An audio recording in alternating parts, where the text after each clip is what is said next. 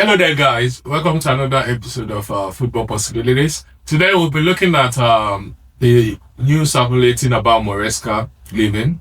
Is Maresca leaving, or is he going to stay? The next line of action will be the preview of Chelsea versus Newcastle at St. James's Park. We look at the formations on players available and prediction. Try to stay put to the end. Don't forget to like and subscribe. Turn on the notification bell, as it's easy to do. Okay. Don't forget to like, subscribe, and turn on the notification bell. It helps the channel a lot. We're still young and we're growing. The algorithm also shows like most of you watching and not subscribe. Please kindly subscribe to the channel, and thank you very much in anticipation. Earlier this week, there was speculation about Man City anticipating the exit of Pep Guardiola. They anticipating he's going to leave this at the end of this month. No, season, I mean. And they're making list of like substitution, I say substitution, managers that could replace him. And they say on the priority list is Maresca. And we all know Maresca worked at various capacity at Man City.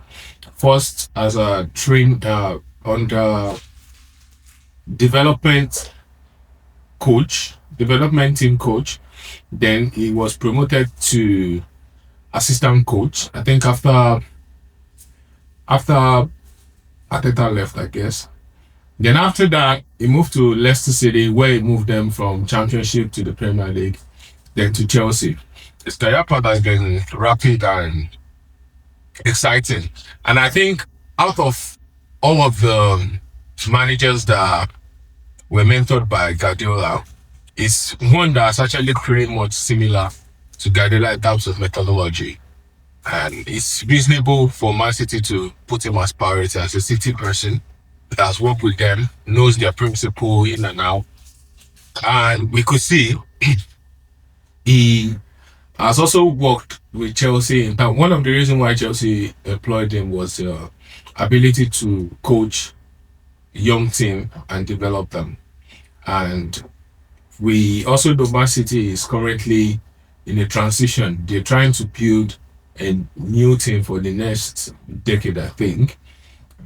Most of their players right now are aging, probably will be leaving quite soon, and some are getting into their prime. And the focal point is around Haaland, and they need a young coach that will grow into that, I think.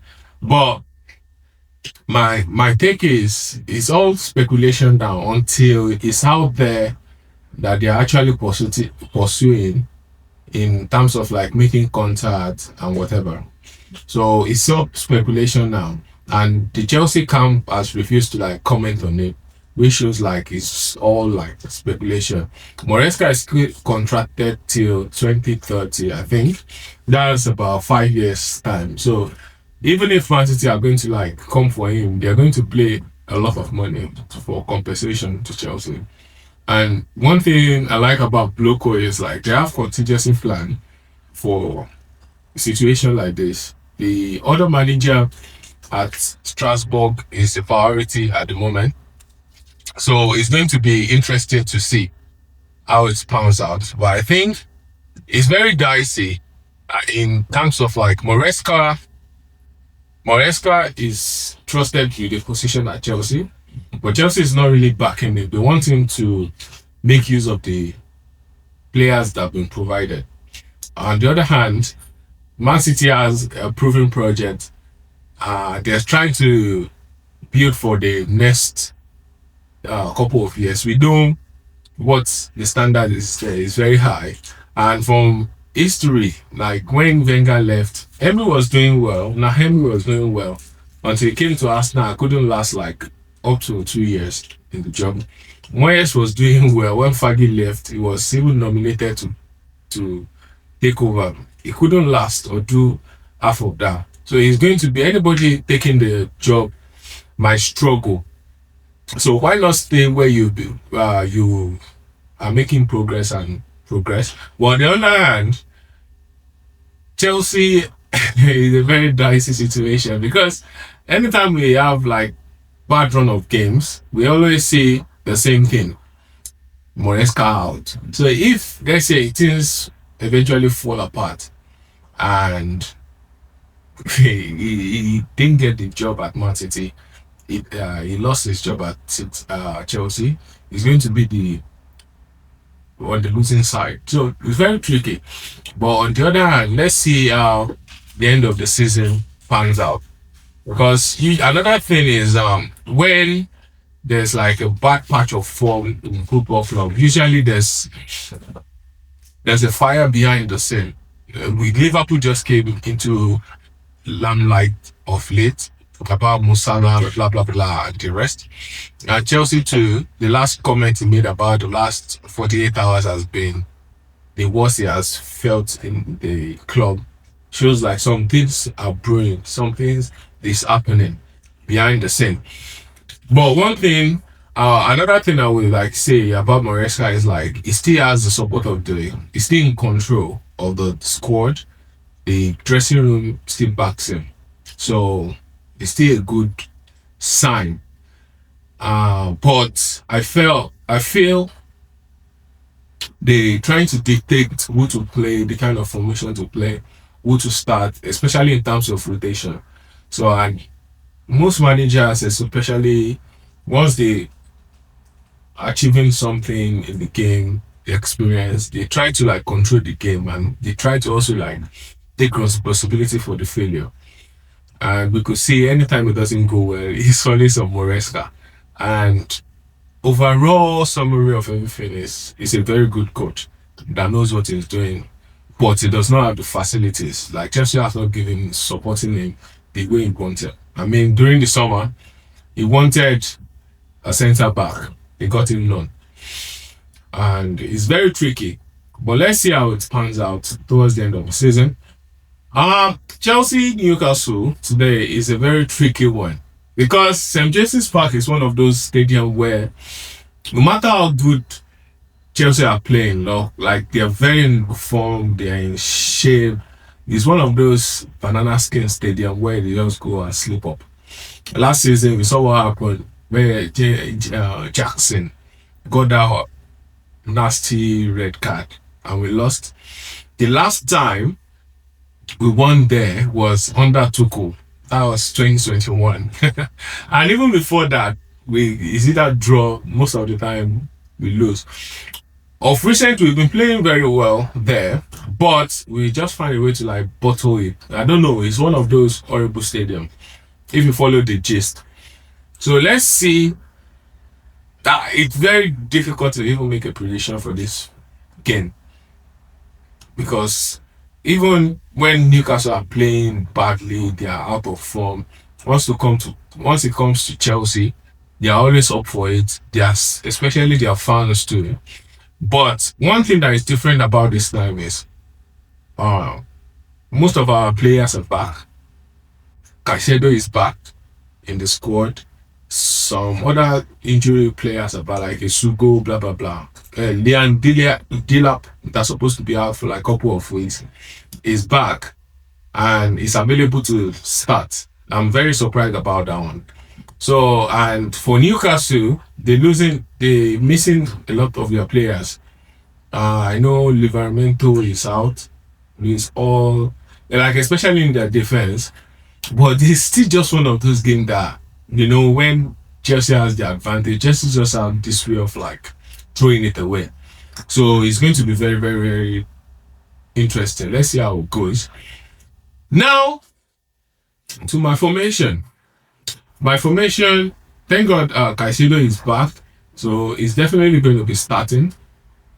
Against Cardiff, he picked up the yellow card. I thought it's going to affect him in the league. Apparently, he's separated. So he's going to miss the first leg of the eventual winner in the game, Crystal Palace versus Arsenal. He's going to miss the first leg, probably be back for the second leg. So he's back for this one. So my Starting lineup: Sanchez in goal. Of course, he has been in great form. I must give him credit for that. Gusto on the right back position. Fofana and Chaluba centre back pairing. Cucurella.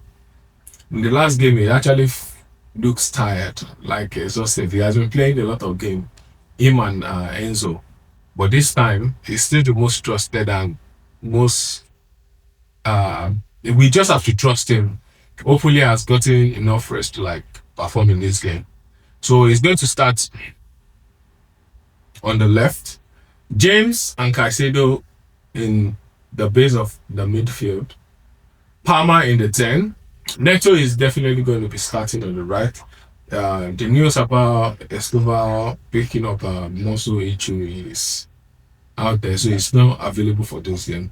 So Neto is definitely going to be starting, and kudos to him. He has been on a great form this season. He's one of our best players. Garnacho actually played well against Cardiff City, and it's definitely going to be starting on the left. We need that constant pressure on the weak backs.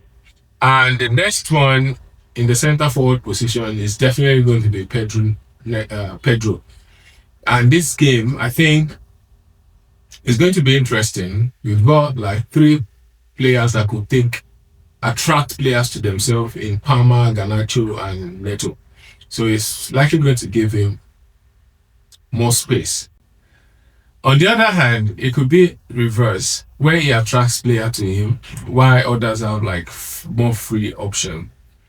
We could see that in the last game where Palmer was telling Fofana to pass to Gusto because he has attracted two players to himself. Gusto was free, Fofana was free. And by that pass alone, he was able to like move into space, run into space, leading to the goal. So I think we could see similar dynamic in this game.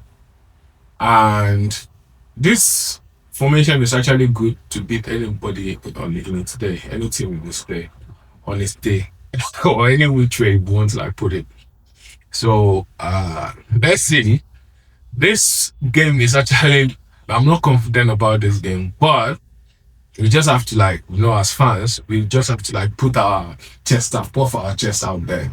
And my prediction for this game is Chelsea 2, Newcastle 1. I think Chelsea are going to win it because it's just one of those games where you're going into it like as an underdog in Newcastle Stadium. We know how difficult it is for people. And previously, they lost to Sunderland, which is like a derby. So it's going to be very, very interesting. And I'm looking forward to seeing this one. Don't forget to like, subscribe, and turn on the notification bell to my YouTube channel. It really helps the channel a lot as we are still growing. And don't forget to subscribe too. It helps a lot. So this will be the end of my video for today. See you guys later. Bye-bye.